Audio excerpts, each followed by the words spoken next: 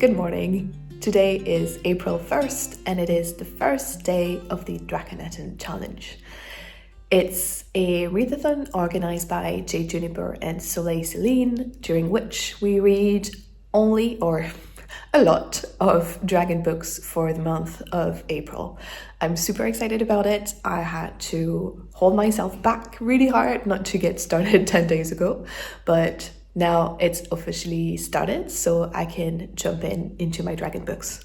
I am currently in Sweden for a nice little trip, and this morning I'm taking it slow. I spent yesterday in Copenhagen walking a lot and doing a lot of sightseeing and some writing, and I had a wonderful time. But this morning I'm taking it easy. I have some fun stuff planned for this afternoon, but I have a bit of time now to do some reading. So I'm gonna eat some breakfast and listen to Amber and the Ice Dragons. This is a middle grade story by Heather Fawcett, who is also the author of the Emily Wilde series that I'm sure a lot of you are familiar with. Amber and the Ice Dragons by Heather Fawcett, performed by Fiona Hardingham. It follows Amber, who is a orphaned fire dragon and possibly the last one of her species. And she's been adopted by this sorcerer, Lionel, and he transformed her into a little girl so that she could more easily fit into society and not cause a lot of worry and drama and scandal. The challenge, though, is that she's spontaneously bursting into flames when the temperature is too hot, and also her wings could not disappear, so he made them invisible, but it's still a bit challenging to be around London as a little girl with dragon wings that are invisible in your back. Because it's becoming not safe for her to stay in London, she ends up going to her aunt's, who has a research station in Antarctica, and I believe there that she meets a bunch of ice dragons. So it sounds really cute, it sounds really lovely, and I'm excited to dive in. It is now about 2:30 in the afternoon. I'm showered and dressed. I'm about 1 hour into Amber and the Ice Dragons and quite enjoying it so far. I love the cat, who is really funny. And an hour into the book, Amber just made it to Antarctica. So I'm quite curious to hear what happens now and to discover the research station, to meet her aunt, hopefully see some more dragons.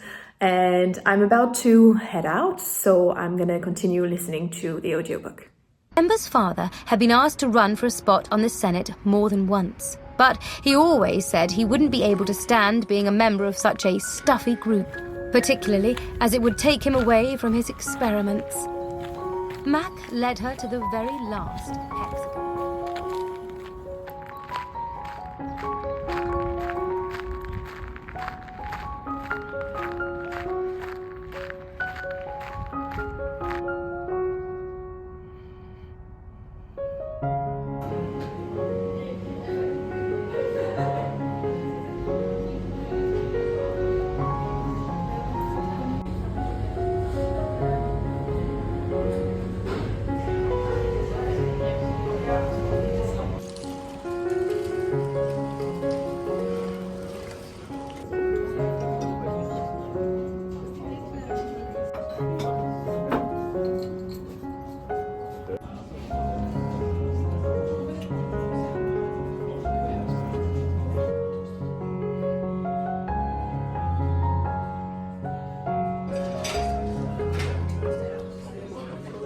Hello friends, so a very quick update on my Draconathon reading.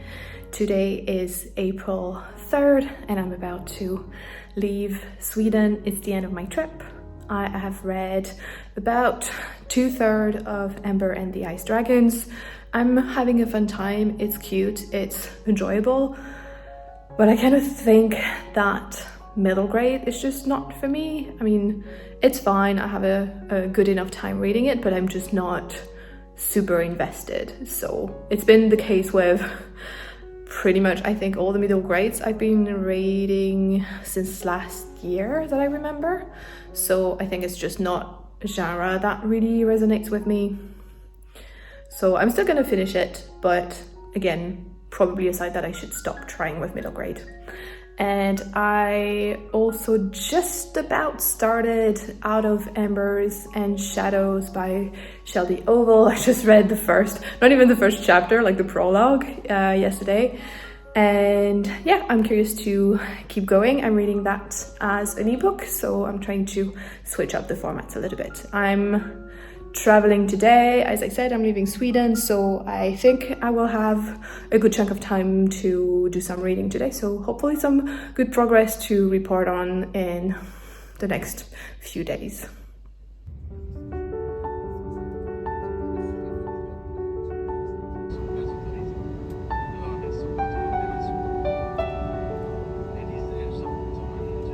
I am now back home. I've been back for a couple of days and it is now Sunday 6th of April, so we're about 1 week into Draconathon.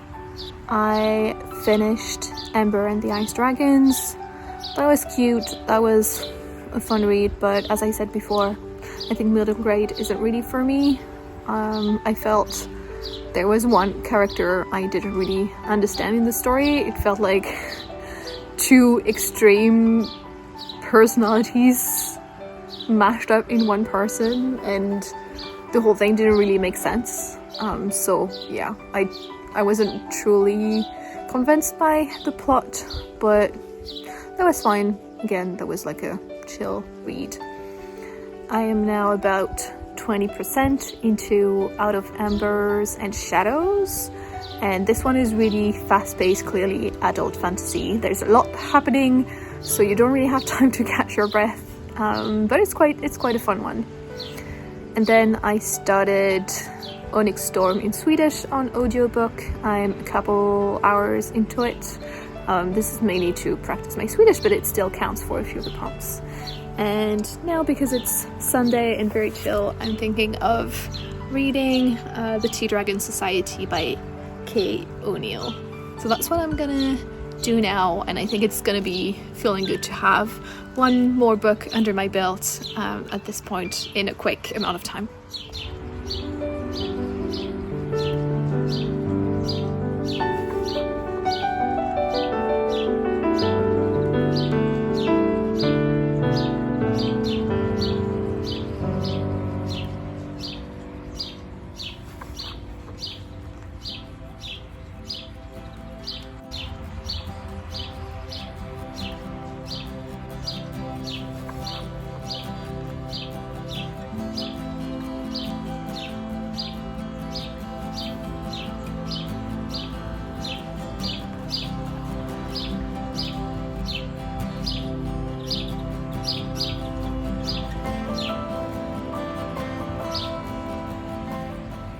I finished it already. It was super short, maybe like 20 minutes to read, but it was super sweet, super lovely. The illustrations are lovely. I really love the style, so really recommend it. That was a delight.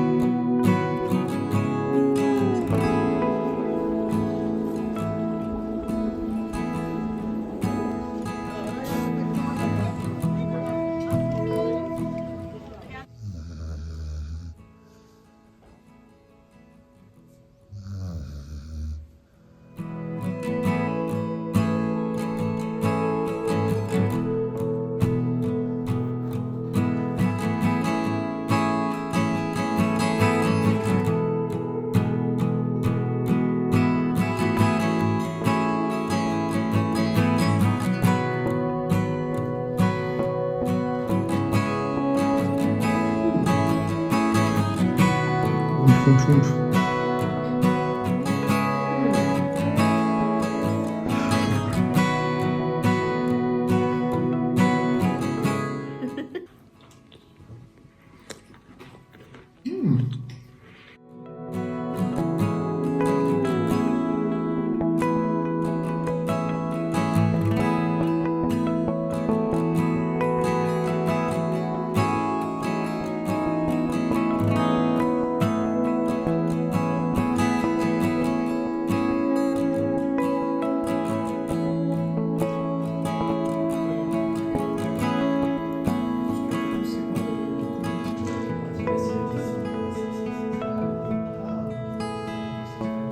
Là. Ouais, ça va dire du coup, nous content déjà d'être dire, un héros.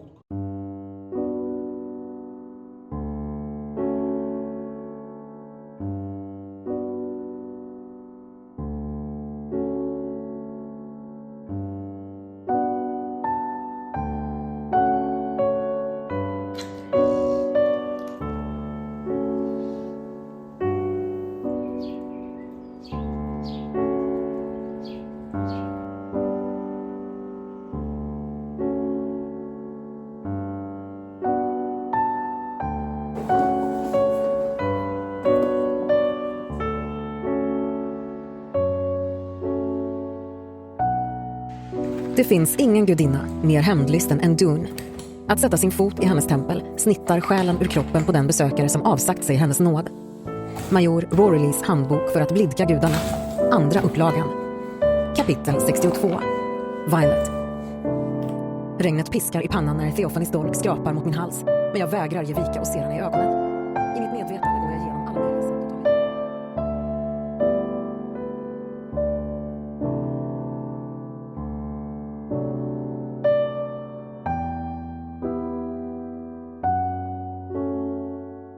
I haven't been very good at vlogging in the past, I think, couple of weeks. It's Sunday 20th of April today, so we are 2/3 of the way through Draconathon, and I think the last time I picked up the camera was almost 2 weeks ago, so it was when Fred was getting his surgery. I did a whole 24-hour reading challenge vlog separate to this one that I will link in the description below.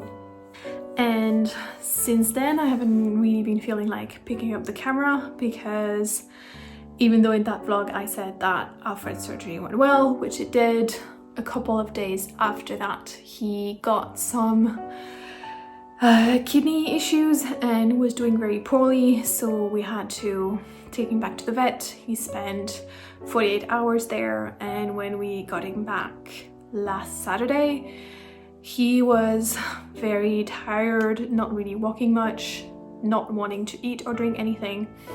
But coming back home, he slowly started to get better. So now he is fine. He is back to his former self, but we had quite a big scare and it's been very stressful, so I was really not in the mindset of picking up the camera and talking to you and doing all that stuff. So I'm very behind on vlogging, but I'm starting again today, so hopefully there's still gonna be plenty of interesting stuff for you to see during this vlog. So since the 24-hour readathon that I did, I finished Out of Embers and Shadows by Shelby Oval, and this one checked out so many boxes from my bingo board, so I made a lot of progress thanks to this book, and it was a fun ride. It's very bingeable, very action-packed. I would say if you like the Fourth Wing kind of vibe,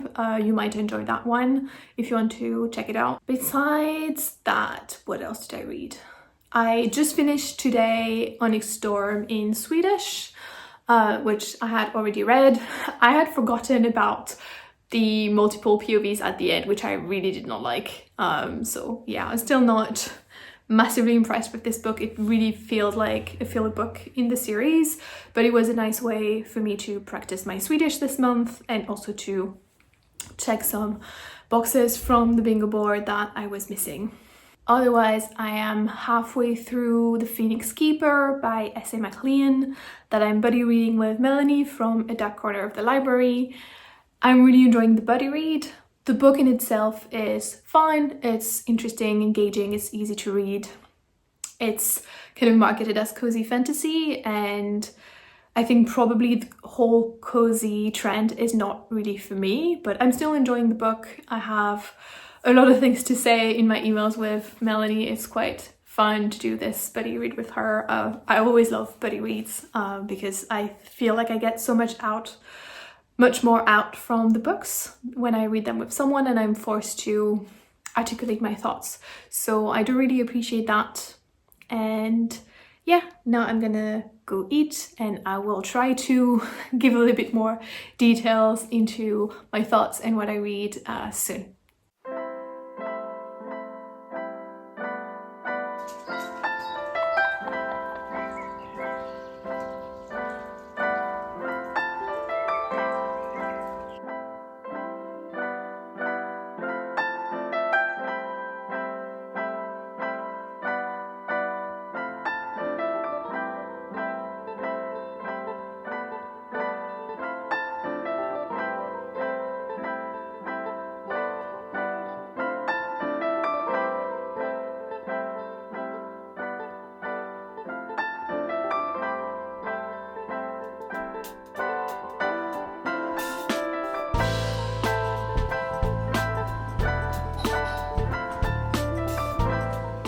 Today is May 1st and so Draconathon is officially complete. I haven't vlogged as much and as I wanted in the second part of the month because we've had all the worries about Alfred's health, and then I got sick for a full week. So I was completely wiped out, stayed in bed for a full week, didn't do any reading, which was very frustrating. That being said, I think I did really well this month in terms of reading, and I've completed my Draconathon board and even the blackout one. Granted, I'm counting one book I haven't finished yet, but I'm 100 pages in, so yeah, I'm decided to count it. I think when I last updated you, I was still reading The Phoenix Keeper, and I have now finished it. I really enjoyed buddy reading this with Melanie from A Dark Corner of the Library, but the book itself sadly was a disappointment for me. There were so many things that I found frustrating about it, and to be fair, I had a good enough time reading it. I liked the premise of it, but the execution was not to the level that I would have liked, and also because the book is so gorgeous that I was really hoping to love it, and sadly that's not the case. So I don't remember if I gave a summary of the book, but we are following Isla, who is passionate about phoenixes, but they are an endangered species, and she managed to get her dream job as the head phoenix keeper in a zoo in the area where she lives, and so she's been doing that for 3 years, and now she's working really hard to revive a reproduction program to help save the species. So I was really intrigued by this. In this edition, there's also a little introduction by the author, and so she is working in conservation as well, so I was quite interested to learn about her background, and that kind of heightened my interest in the book as well. In real life, I'm not a massive fan of the zoos. I'm not really on board with the whole captivity thing, but in the introduction she talks about some conservation efforts that helped save a condor species from extinction by bringing all the animals into captivity, breeding them, and then being able to release them in the wild. So I didn't know about this story. That was kind of new to me and quite interesting. So I was expecting this book to bring in a conversation about zoos and their conservation efforts that might bring some more nuance to my view of those institutions. Sadly, that was not really the case. I didn't really like the direction the book took in that front. I don't want to give any spoilers, but yeah, in the end, it didn't change my view on zoos, didn't convince me. I thought the discourse and arguments in there weren't really super strong and kind of jaded in a way as well. So yeah, that didn't really work out for me, and I'm gonna put that down because my arm is tiring. In terms of the world building, I really liked the creativity, but I feel like there was a bit of an imbalance in the way that was done. Basically, the author went full on the animal species, creating magical and whimsy species and animals for the zoo, which was fun, but also a bit overwhelming at times. And on the other hand, there are other aspects of world building that she basically borrowed from existing cultures. And that was a bit frustrating and jarring at times because, for example, Isla's parents own a restaurant, which is a taqueria, and seems very inspired, to not say borrowed, from Mexican cuisine. And it's supposed to be a bit quirky and all, but I didn't really get it. And also I found it a bit weird that she would talk about food, and especially animal products in food, without addressing at any point how does that translate in this world where you have magical creatures and you can have like magical pets. You can have a regular dog, but you can also have like a flying dog. So that part is completely omitted, and granted, that's not the topic of the book, but it felt like there was a gap. And also just the cuisine was just basically quirky Mexican cuisine, and I'm like, why are we borrowing from this culture and in a fantasy world? It was just a bit odd. In terms of the plot, I felt that the book was way too long. It's quite a thick one. It's over 400 pages, and I feel like we could have cut easily 100 pages and the book would have not suffered. There were at least one aspect of the story that just didn't need to be there, was just not adding anything. A few scenes that were a bit, again, boring and unnecessary. The pacing was a bit too slow for my liking until like the last 5 chapters, when everything kind of start to pick up and you get all crazy and all the actions then. So yeah, there's that. And then I think the most disappointing part was the characters. Like, I didn't care about any of the characters, but most importantly, the main character was really annoying and really frustrating. She has social anxiety, which I felt was well depicted in the book, and it was nice to have that kind of representation in the book around mental health. At the same time, after a while, it feels like it becomes just an excuse for her being very immature and mistreating the people around her. And she keeps repeating about how she's not been accepted by people before, how she's been mistreated by people. But the reality is, like, when you look at the facts, she's surrounded by people who are just willing to help and to support her and who are really nice to her. And she is acting like the mean girl. So I really didn't like that. Yeah, that part I think was the worst part of the book.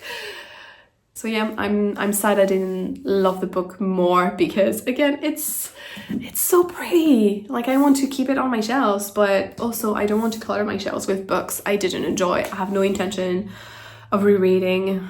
So I'm a bit in a pickle there. And then the last book I picked up for Draconathon is Le Chant des Cavalières, which is a French novel. I'm about 1/3 in. I'm 100 pages in, and it is quite interesting. It was a bit difficult to get into it because you have a lot of mystery built in, like characters talking about things that you don't know, and so you have a lot of questions but not a lot of answers in the beginning, so you need to hang in there a little bit. The writing in the narration and descriptions is quite elegant and researched, but the thing that's a bit odd to me is that the dialogues are very familiar. Like, the way people talk is very in stark contrast with the way the story is told. So that's a bit disorienting. I'm not sure I like it. but I like the writing style other than the dialogue, so it's most of the book, which is fine. And then I'm really enjoying the world building. So we're slowly starting to see how this society works. And it's very much a matriarchy, and women are the center of the book. So far, I don't think I've seen a single man. Or yeah, I did, but it's mainly women. And you are in this, not a convent, but you are in a sort of citadel in the mountains where women are dragon riders. And so you see the hierarchy, the different stages that those women will enter at different stages of their lives. And it's very much in sync with when they get the period, when they get menopause. I thought that's quite interesting. And they have this ability to spiritually give birth to a dragon. I'm not to that part yet, but I'm really curious to get to it. But basically, when a young girl gets her period from this citadel, she then will be able to give birth to a dragon and bond with that dragon, which is quite interesting. I think the world building is really, really cool. Again, the writing style has a lot of interesting things going on. So we'll see. I'm still a bit unsure how I feel overall about the book because I'm not really attached to any characters yet. I don't feel very invested. Again, there is a lot that we don't know. The author has a tendency to set something up and then have an ellipsis or just not tell us the most crucial part. And obviously this is done to build suspense, but it feels a little bit artificial. So that part I'm not a massive fan of. So in summary, lots of good things, a lot of less good things. I need to keep going to see what I really feel about this. But so yeah, that was all my reading for Draconathon. Overall, I read 8 books plus this one, which is still ongoing. So I read The Phoenix Keeper, Dragon Fruit, Out of Embers and Shadows, the 3 books in the Tea Dragon Society, Onyx Storm in Swedish, and Ember and the Ice Dragons. I'm quite pleased with myself that I managed to black out the board. It was really fun to read a bunch about Dragon this month. And yeah, that concludes my Draconathon challenge. And now I'm kind of excited to go into a new month with very limited plans and just to mood read and go where my interest and curiosity takes me. I hope you enjoyed this vlog, and as always, thank you so much for watching, and I hope to see you in the next one. Bye bye.